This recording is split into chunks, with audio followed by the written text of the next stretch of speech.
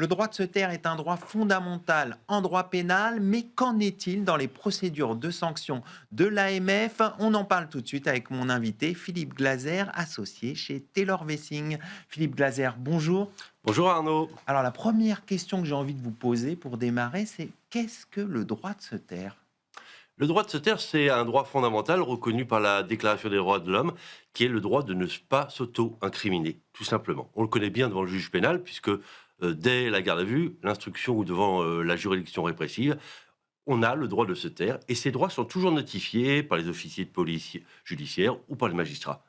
Eh bien, depuis peu de temps, finalement, devant les autorités administratives, la CNIL, à présent l'AMF, on reconnaît aussi ce droit, qui est un droit fondamental parce que euh, il peut aboutir, lorsqu'il n'est pas respecté, à des sanctions, et il est normal, sur le plan processuel, eh bien que celui qui est poursuivi sur le plan de manquement à la réglementation financière, qu'il ne s'auto-incrimine pas. Donc c'est un droit fondamental. Donc un droit fondamental, dites-vous. Qu'est-ce que les décisions récentes apportent à ce droit fondamental? Alors, on a été assez gâtés en 2025, cette année, puisque après avoir statué dans des conditions assez similaires pour une autre autorité administrative, la CNIL, le Conseil constitutionnel, dans le cadre de QPC, de questions prioritaires de constitutionnalité, a considéré que le droit et la protection, et donc le droit de se taire, devaient être aussi accordés à ceux qui faisaient l'objet de poursuites devant la commission des sanctions. C'était Donc, quoi le raisonnement pour bien le comprendre? raisonnement, il y a eu deux décisions importantes, hein. Une de mars dernier qui est venue préciser les choses dans le cadre d'une enquête, où là on ne sait pas encore en théorie si on va être poursuivi dans la commission des sanctions et donc si on va être sanctionné sur le plan financier ou faire l'objet d'interdiction d'exercice d'une activité. Et là, le Conseil constitutionnel a considéré que dès lors qu'il n'y avait pas de risque de poursuite acquis, ce droit de se taire n'existait pas et ne devait donc pas être notifié à la personne concernée par l'enquête. Et ça a été le cas pour les visites domiciliaires. En revanche, quand les choses avancent et que le collège décide de saisir la commission des sanctions et que donc la personne va devoir s'expliquer devant celle-ci, eh bien là, le Conseil constitutionnel, il y a de cela 3 mois, le 26 septembre dernier, est venu figer les choses et dire qu'il y a cette obligation, ce que ne prévoyait pas le Code monétaire et financier, de notifier à la personne qui est entendue aussi bien devant le rapporteur que devant la commission des sanctions qu'elle a le droit de se taire, donc de ne pas s'auto-incriminer. Mais ça n'existe pas pour les enquêtes. Alors pourquoi justement ça n'existe pas pour les enquêtes, ce droit de se taire? Pour ce qui me concerne, ça me surprend un peu, mais il faut être patient. Il faut être patient, je pense que les choses vont évoluer.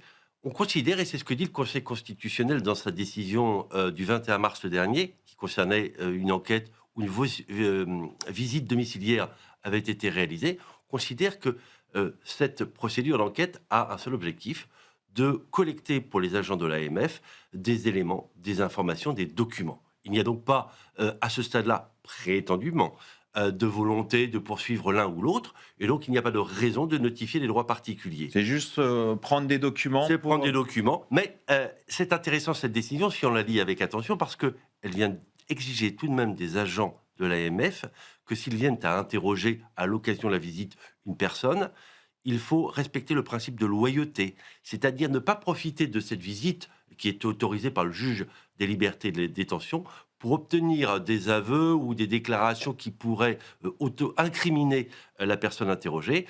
Donc, même si le Conseil constitutionnel ne le dit pas expressément, on peut penser qu'il y aura une évolution dans l'avenir, même au niveau de l'enquête, ou peut-être qu'un jour, le droit de se taire sera acquis.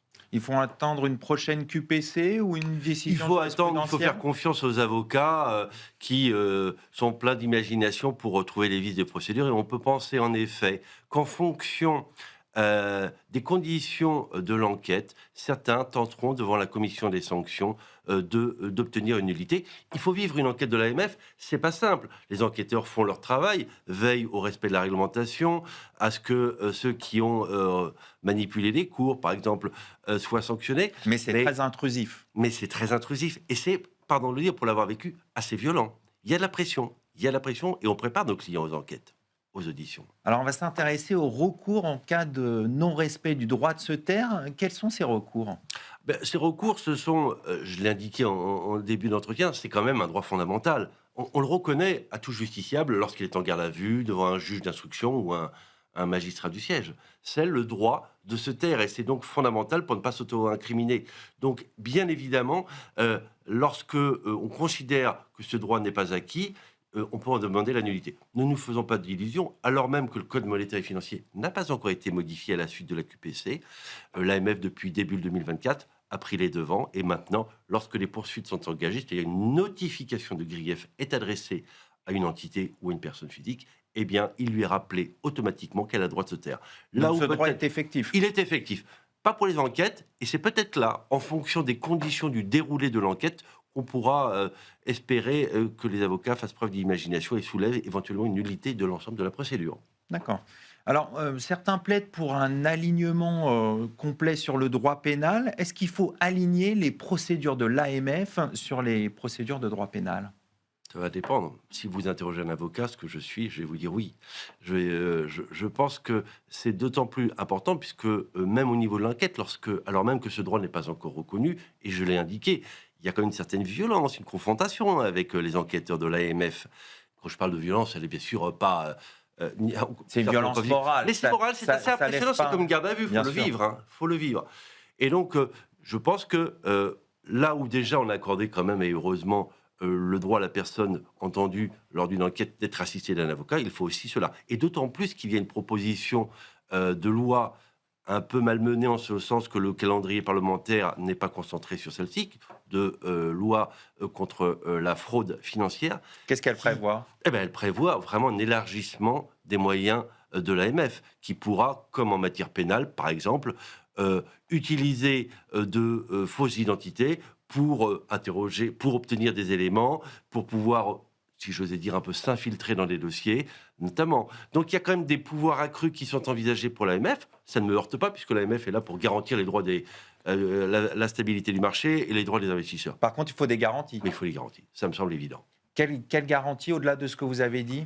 Je crois que l'assistant de l'avocat, le droit de se taire, sont, à mon sens, suffisantes, parce que l'avocat, c'est son rôle. Il est là pour préparer, assister son client et pouvoir lui dire, vous pouvez répondre ou pas. Et je terminerai sur ce point qui me semble extrêmement important, c'est que l'entrave qui est sanctionnée pénalement, mais aussi financièrement dans le cadre d'amendes qui sont prononcées par la commission des sanctions, c'est un droit qui fait que lorsque vous refusez de répondre à certaines questions des enquêteurs, on peut considérer que c'est une entrave à l'enquête.